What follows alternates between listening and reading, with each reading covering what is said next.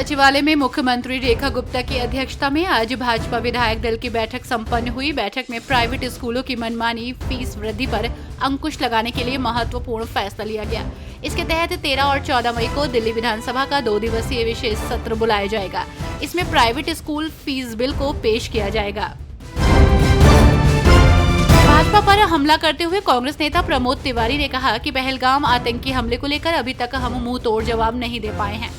उन्होंने कहा कि पहलगाम आतंकी हमले में मारे गए लोगों को सच्ची श्रद्धांजलि तब मिलती जब आतंकवादियों को उनके किए की सजा मिल पाती, अगर उनके पीछे की ताकतों को सजा मिल पाती। उन्होंने कहा कि वे फिर केंद्र सरकार को सुझाव दे रहे हैं कि राजनीति रैलियों को छोड़कर उन्हें मुंह तोड़ जवाब देने की योजना बनाएं। पहलगाम आतंकी हमले पर बोलते हुए भाजपा सांसद जगदम्बिका पाल ने पाकिस्तान के सेना प्रमुख असीम मुनीर पर निशाना साधा। उन्होंने कहा, पहलगाम में हमला हुआ और निर्दोष पर्यटकों को उनके बीवी बच्चों के सामने मार दिया गया। ये पाकिस्तान द्वारा प्रायोजित था। उन्हें पीड़ितों के परिवारों और देश के आंसुओं की कीमत चुकानी होगी। खुद प्रधानमंत्री मोदी ने कहा कि आतंकवादियों और उनके मददगारों को ऐसी सजा दी जाएगी जिसकी वे कल्पना भी नहीं कर पाएंगे। भाजपा प्रदेश अध्यक्ष मोहन लाल बडौली ने अभय चौटाला के आरोपों का खंडन करते हुए कहा कि हरियाणा को पंजाब से पानी मिलता रहेगा। उनके बयान पर पलटवार करते हुए कहा कि अभय सिंह चौटाला हमेशा राजनीतिक ख्यालों में रहते हैं। वो इस तरह की राजनीति की बयानबाजी करते रहते हैं। प्रदेश में ट्रिपल इंजन की सरकार है और गति के साथ विकास कार्य हो रहे हैं।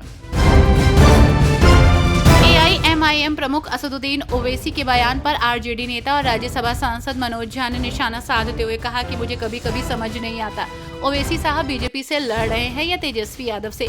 सीमांचल के कोने कोने में लोग जानते हैं कि जो ये वक्फ की लड़ाई है, ये हिंदू मुस्लिम दलित पिछड़ा मिलकर लड़ रहे हैं। ओवैसी साहब एकांकी सोच सीमांचल नहीं चाहता है, उसे इंद्रधनुषी सोच चाहिए जो आपके पास नहीं है। लड़िए हमसे, लेकिन ऐसा लड़े कि आप बीजेपी से लड़ रहे हैं। भाजपा नेता तरुण चुंग ने राहुल गांधी पर जोरदार हमला बोला है। उन्होंने राहुल गांधी पर भगवान राम और अन्य देवताओं को पौराणिक बताने के लिए निशाना साधा। चुंग ने कहा कि भगवान राम कोई मिथक नहीं बल्कि देश की आत्मा है। हर प्राणी में राम है। अगर आप इटली का चश्मा पहनेंगे तो भगवान राम को कैसे खोज पाएंगे।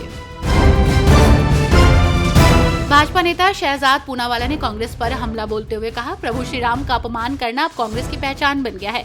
इससे पहले भी कांग्रेस ने राष्ट्र विरोधी चेहरा दिखाया, पाकिस्तान का समर्थन करते हुए, सेना का अपमान करते हुए, और अब वो ये भी साबित कर रही है कि वो किस प्रकार हिंदू विरोधी और राम विरोधी है। ये कांग्रेस का असली चेहरा है।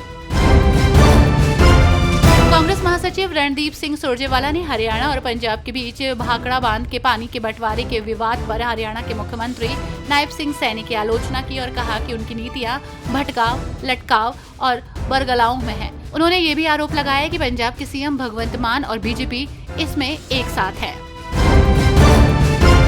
केंद्रीय मंत्री BL शर्मा ने सर्जिकल स्ट्राइक पर कांग्रेस नेता चरणजीत सिंह चन्नी के बयान को लेकर कांग्रेस पर निशाना साधा और कहा कि वे हमारी सेना को कमजोर करने की कोशिश करते हैं, लेकिन हमारी सेना कमजोर नहीं होगी।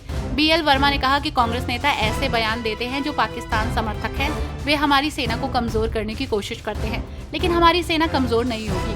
PM मोदी के नेतृत्व में भारतीय सेना सही समय पर मुंह तोड़ जवाब देगी। अहमदाबाद में UPSC और GPSC परीक्षा उत्तीर्ण करने वाले छात्रों के लिए सम्मान समारोह का आयोजन किया गया। सम्मान समारोह में गुजरात के मुख्यमंत्री भूपेंद्र पटेल शामिल हुए। इस दौरान मुख्यमंत्री भूपेंद्र पटेल का जोरदार स्वागत किया गया। सम्मान समारोह में मुख्यमंत्री भूपेंद्र पटेल वहां मौजूद लोगों से बातचीत करते नजर आए।